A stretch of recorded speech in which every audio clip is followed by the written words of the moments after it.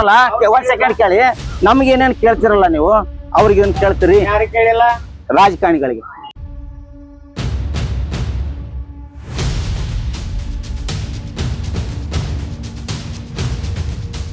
ಕಂಡ್ಕೊಳಕ್ ನಮ್ದು ಹೋರಾಟ ಅನಿವಾರ್ಯವಿದೆ. ಅವ್ರ ಪರಿಸರ ಇಲಾಖೆಯವರು ಅಲ್ಲಿ ಆಫೀಸ್ ಮುಂದೆ ಪರವಾನಗಿ ಕೊಡ್ಲಿಲ್ಲ ಅಂದ್ರು ನಮ್ಮನ್ನ ಏನು ಪೊಲೀಸರು ಎಲ್ಲಿ ಬಂಧನ ಮಾಡ್ತಾರೆ ಅಲ್ಲೇ ಹೋರಾಟ ಮಾಡ್ತಾರೆ. ಎಲ್ಲವನ್ನ ಮೀರಿ ನಾವು ಒಂದು ಹೆಜ್ಜೆಯನ್ನು ದೃಢವಾಗಿ ಇಟ್ಟಂತೆ ಆತಂದ್ರೆ ಹೋರಾಟ ಯಶಸ್ವಿ ಆಗ್ತೈತಿ.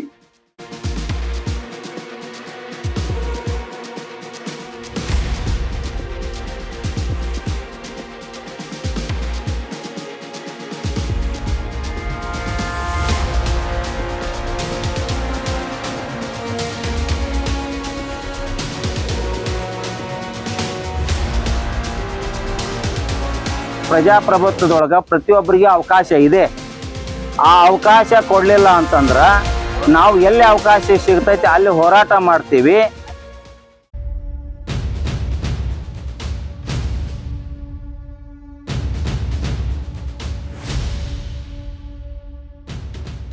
ರೈತ ಸೇನಾ ಕರ್ನಾಟಕ ನರಗುಂದ ವೇದಿಕೆ 2015 ಜುಲೈ 16ರಂದು ಮಹದಾಯಿ ಯೋಜನೆ ಜಾರಿಯಾಗಲೆಂದು ಬಹುದಿನದ ಬೇಡಿಕೆ. ಇವತ್ತಿಗೆ 45 ವರ್ಷಗಳ ಕಳೆದ್ರು.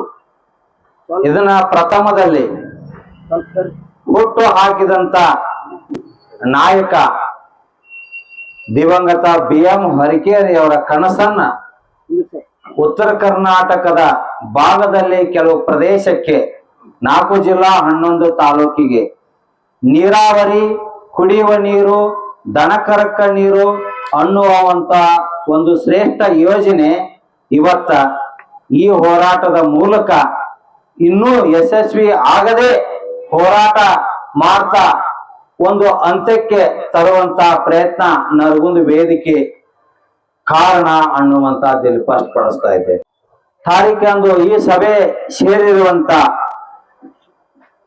ನಮ್ಮ ರೈತ ಸೇನಾ ಕರ್ನಾಟಕ ರಾಜ್ಯ ಪ್ರಧಾನ ಕಾರ್ಯದರ್ಶಿ ಆದಂತ SP ಜೋಗಣ್ಣವರೇ, ಹೋರಾಟದ ವೇದಿಕೆಯ ಅಧ್ಯಕ್ಷರಾದಂತ ಈರಬಸಪ್ಪ ಹೂಗಾರ್ ಅವರೇ,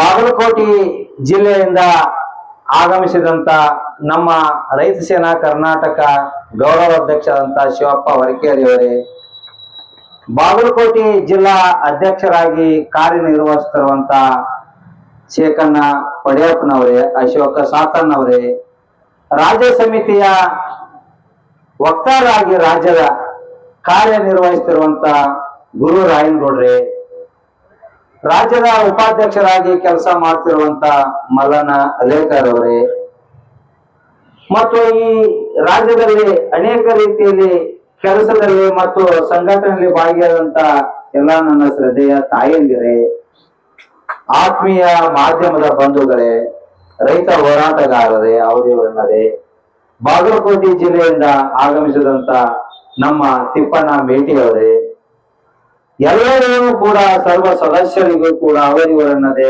ತಮ್ಮೆಲ್ಲರಿಗೂ ಕೂಡ ಇವತ್ತಿನ ಒಂದು ಸಭೆಯಲ್ಲಿ ಹೃತ್ಪೂರ್ವಕವಾಗಿ ಸ್ವಾಗತವನ್ನ ಬಯಸ್ತಾ ಇದ್ದೇನೆ. ಆತ್ಮೀಯ ಮಾಧ್ಯಮದ ಬಂಧುಗಳೇ, ಇವತ್ತಿನ ಸಭೆ ನಾವು ಅತ್ಯಂತವಾಗಿ ಈ ಒಂದು ಹೋರಾಟವನ್ನ ಯಶಸ್ವಿ ಕಾರ್ಯಕ್ಕೆ ಒಯ್ಯುವಂತ ಸಮಾಲೋಚನೆಯನ್ನ ನಾವೆಲ್ಲರೂ ಕೂಡ ಇಲ್ಲಿ ಕಂಡುಕೊಂಡಿದ್ದೇವೆ. ಈ ಒಂದು ಯೋಜನೆ ಈ ಭಾಗದ ರೈತರಿಗೆ ಮತ್ತು ಸಾರ್ವಜನಿಕರಿಗೆ ಉಪಯೋಗ ಆಗಬೇಕು. ಕುಡಿಯುವ ನೀರು ಬಹಳ ಅಮೂಲ್ಯವಾದದ್ದು.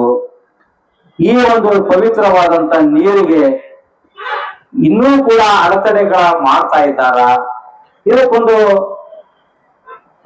ಕೊನೆಗೆ ಆಣಿಸ್ಬೇಕು ಅಂತೇಳಿ ನಾವೆಲ್ಲರೂ ಒಮ್ಮತದಿಂದ ಸಾಧಕ ಬಾಧಕ ಚರ್ಚೆಯನ್ನು ಮಾಡಿ ಒಂದು ತೀರ್ಮಾನವನ್ನು ತಗೊಂಡಿದ್ದೇವೆ.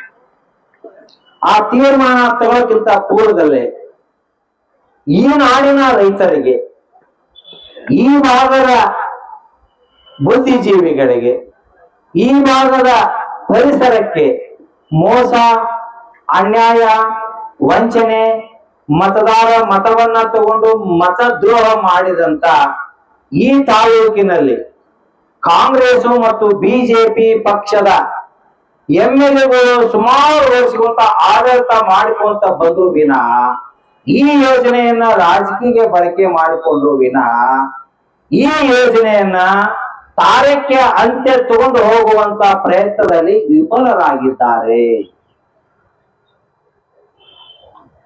ಜುಲೈ 21 ರೈತರ ಹೆಸರಿನ ಮೇಲೆ ಸತ್ತ ರೈತ ಪ್ರಾಣ ತ್ಯಾಗ ಮಾಡಿದ ರೈತನ ಸಮಾಧಿ ಮೇಲೆ ತಮ್ಮ ಪಕ್ಷದ ಮತ್ತು ವಿರೋಧ ಪಕ್ಷದ ಟೀಕೆ ಟಿಪ್ಪಣಿಗಳನ್ನ ಸುರಿತಾ ಸುರಿಮಳೆಗಳನ್ನ ಮಾಡ್ತಾ ಇವತ್ತ ರೈತರ ಬದುಕನ್ನ ಸರ್ವನಾಶ ಮಾಡಿದ್ದು ಕೂಡ ಇಲ್ಲೇ ಸ್ಪಷ್ಟವಾಗಿ ಎದ್ದು ಕಾಣುತ್ತಿದೆ. ನರಗುಂದ ತಾಲೂಕಿನ ನರಗುಂದ ಮತಕ್ಷೇತ್ರದ ಜನರ ಒಂದು ಮತವನ್ನು ಪಡೆದುಕೊಂಡು ಈ ಜಾಗೆಯನ್ನು ನಿಲ್ಲುವುದು ಈ ಜನರಿಗೆ ಮೋಸವೆಸಗಿದ್ದು ಅತ್ಯಂತ ದುರದೃಷ್ಟಕರ ಸಂಗತಿ. ಬೇರೆ ತಾಲೂಕಿನಿಂದ ಬೇರೆ ಜಿಲ್ಲೆಯಿಂದ ಇಂಥ ಹೋರಾಟ ಮಾಡಿ ಯಶಸ್ವಿಗೊಳಿಸಬೇಕು ಅಂತ ಪ್ರಾಮಾಣಿಕವಾಗಿ ಹೋರಾಟ ಮಾಡುವವರ ಮೇಲೆ ಗುಂಡಾಗಿರಿ ಮಾಡುವ ಪ್ರವೃತ್ತಿ ಇದು ಅತ್ಯಂತ ಹೇಸಿಗೆ ಕೆಲಸ. ಇದನ್ನ ನಾನು ಒಪ್ಪುವುದಿಲ್ಲ, ನಮ್ಮ ಸಂಘಟನೆ ಒಪ್ಪುವುದಿಲ್ಲ. ಇವತ್ತ ಕೇಂದ್ರ ಸರ್ಕಾರ ರಾಜ್ಯ ಸರ್ಕಾರ ಈ ಮಹದಾಯಿ ಯೋಜನೆಯಲ್ಲಿ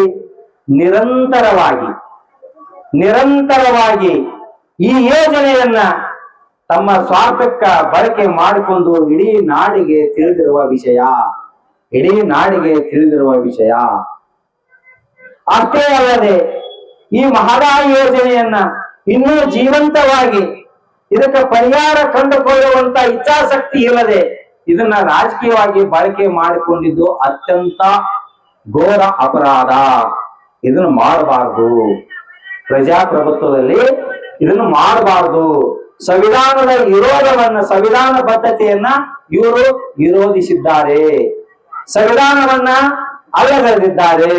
ಇವರಿಗೆ ಸಂವಿಧಾನದ ಬಗ್ಗೆ ಖಬರಿಲ್ಲ, ಜನರ ಕಷ್ಟಗಳ ಬಗ್ಗೆ ಖಬರಿಲ್ಲ.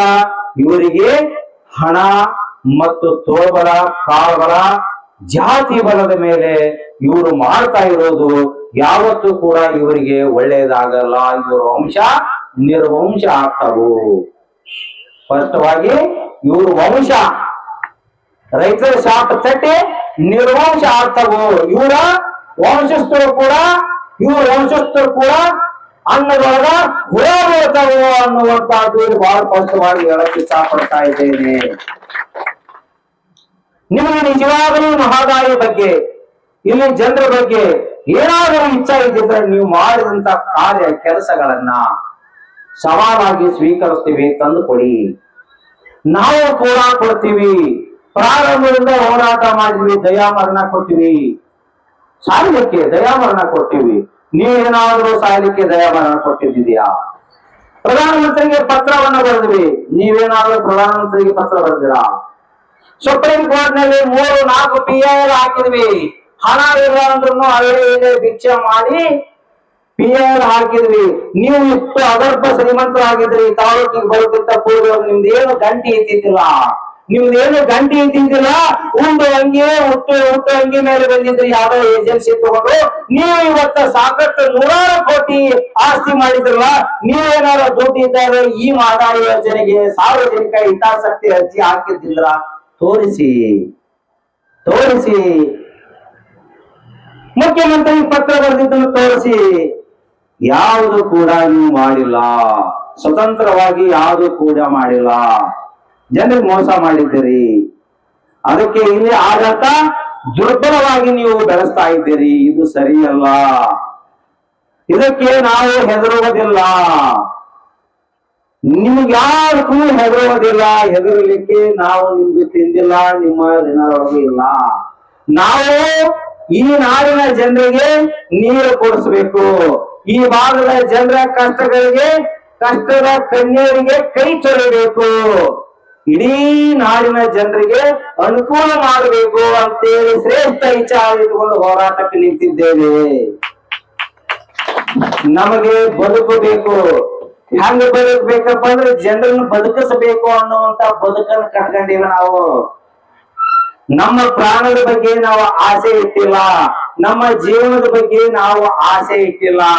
ದಯವಿಟ್ಟು ಹುಟ್ಟು ಆಕಸ್ಮಿಕ, ಸಾವು ನಿಶ್ಚಿತ. ಪ್ರಾರಂಭದಿಂದ ಹಿಡ್ಕೊಂಡು ಇಲ್ಲಿವರೆಗೆ ಹೇಳ್ತಾ ಬರ್ತಾ ಇದ್ದೀನಿ, ಈ ಭೂಮಿ ಮೇಲೆ ಯಾರು ಕೂಡ ಶಾಶ್ವತವಲ್ಲ. ನಾವು ಸಂತರನ್ನ, ಒಳ್ಳೆ ಒಳ್ಳೆ ರಾಜಕಾರಣಿಗಳನ್ನ ಇವತ್ತು ನೆನೆಸ್ತೀವಿ. ಅವ್ರು ಈ ದೇಶಕ್ಕೆ, ಈ ನಾಡಿಗೆ ಕೊಡುಗೆ ಕೊಟ್ಟಂತ ಉದಾಹರಣೆಗಳು ಸಾಕಷ್ಟು ಇರೋದ್ರಿಂದ ಅವ್ರನ್ನ ನಾವು ಸ್ಮರಿಸ್ತೀವಿ, ಸ್ಮರಣೆ ಮಾಡ್ತೀವಿ. ಅವ್ರು ನಡೆದ ಹಾದಿಯಲ್ಲಿ ನಾವು ನಡಿಬೇಕು ಅನ್ನುವಂತ ಸಂಕಲ್ಪ ತಗೊಳ್ತೀವಿ.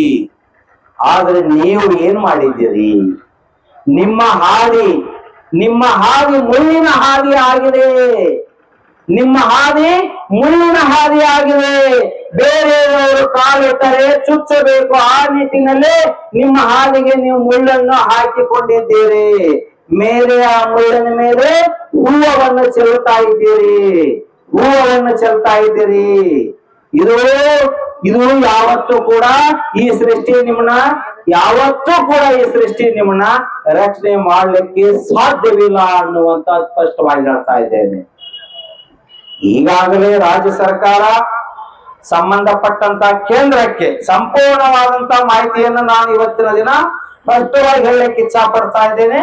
ಕೇಂದ್ರ ಸರ್ಕಾರಕ್ಕೆ ಈ ರಾಜ್ಯ ಸರ್ಕಾರ ಸಂಪೂರ್ಣವಾಗಿ ಮಹದಾಯಿ ಯೋಜನೆ ಜಾರಿ ಆಗಲಿಕ್ಕೆ ಸಂಬಂಧಪಟ್ಟ ಏನು ತಾಂತ್ರಿಕ ದೋಷಗಳಿದಾವೆ ಅವನ್ನೆಲ್ಲವನ್ನ ಸರಿ ಮಾಡಿ ಕೇಂದ್ರ ಸರ್ಕಾರಕ್ಕೆ ಹಸ್ತಾಂತರ ಮಾಡಿದ್ದು ಇದೆ. ಕೇಂದ್ರ ಸರ್ಕಾರದಲ್ಲಿ ಇಲ್ಲಿವರೆಗೆ ಕೂಡ ನೀವು ಕೊಟ್ಟಂತ ದಾಖಲೆಗಳನ್ನ ಪರಿಶೀಲಿಸಿದ್ದೇವೆ.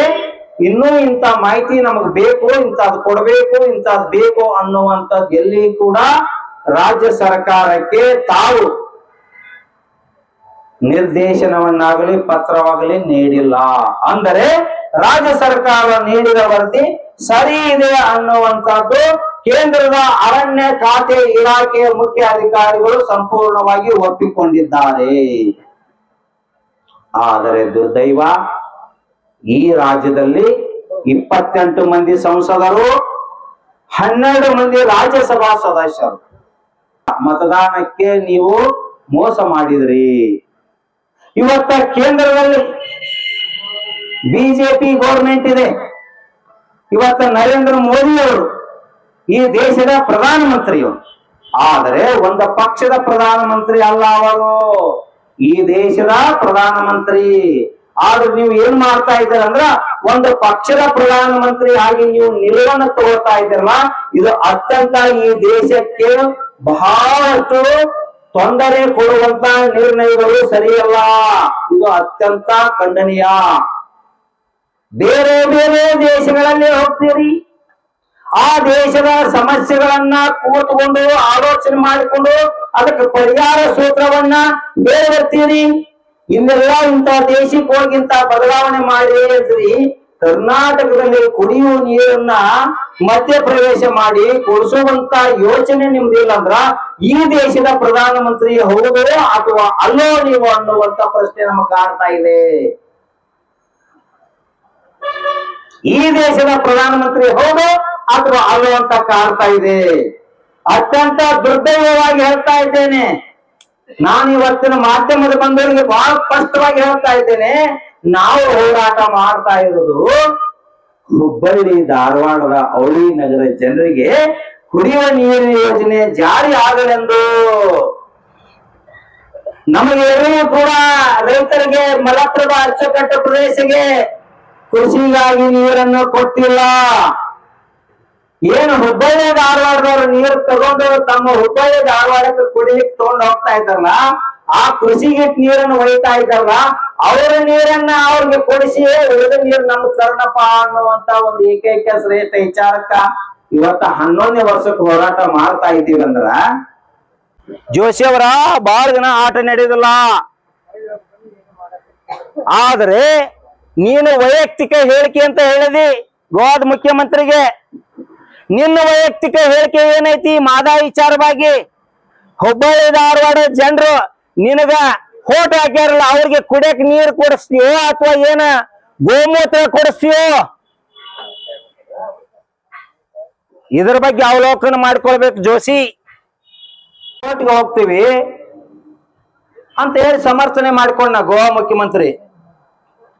ಅದಕ್ಕೆ ರಾಜ್ಯದಲ್ಲಿ ಒಂದಿಷ್ಟು ತಕ್ಕ ಉತ್ತರ ಕೊಟ್ರು. DK ಶಿವಕುಮಾರ್ ಅವರು ತಕ್ಕ ಉತ್ತರ ಕೊಟ್ರು. ಇವತ್ತ ವೈಯಕ್ತಿಕವಾಗಿ ನಾವು DK ಶಿವಕುಮಾರ್ ತಗೊಂಡಂತ ನಿಲುವಿಗೆ ನಾವು ಸ್ವಾಗತ ಮಾಡ್ತೀವಿ. ಈ ರಾಜ್ಯದೊಳಗೆ ಅವನಪ್ಪ ಗಂಡಸು ಅನ್ನೋ ರೀತಿಯಲ್ಲಿ ಅವರು ಗೋವಾಕ ಮತ್ತು ಕೇಂದ್ರಕ್ಕ ಬಹಳ ಸ್ಪಷ್ಟವಾಗಿ ಉತ್ತರ ಕೊಟ್ಟಾರ.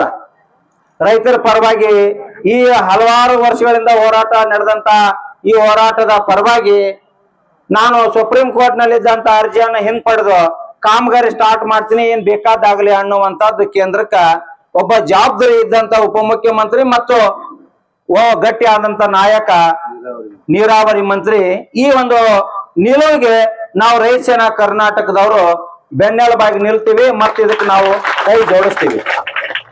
ಆದ್ರೆ 6 ಸಲ ಆರಿಸಿ ಬಂದಂತ ಈ ವ್ಯಕ್ತಿ, ಅದು ಮುಖ್ಯಮಂತ್ರಿಯರ ವೈಯಕ್ತಿಕ ವಿಚಾರ, ಅದಕ್ಕೂ ಇದಕ್ಕೂ ಏನು ಕೂಡಿಸ್ಬೇಡ್ರಿ. ಹಂಗಾರೆ ನಿಂದೇನೈತಿ ವೈಯಕ್ತಿಕ ವಿಚಾರ?